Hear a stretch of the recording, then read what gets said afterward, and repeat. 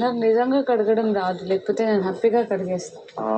నిజంగా రాదు, పైన పైన ఏదో చేసుకుంటాను, లేకపోతే ఒకటి పట్టుకుని రుద్దుతూనే ఉంటా.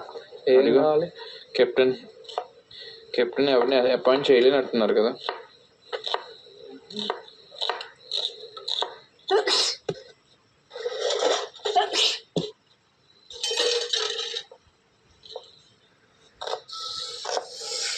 ఏంట్రా ఇది, ఇవి వాడతారు, వాషింగ్ వేయాలి కదా.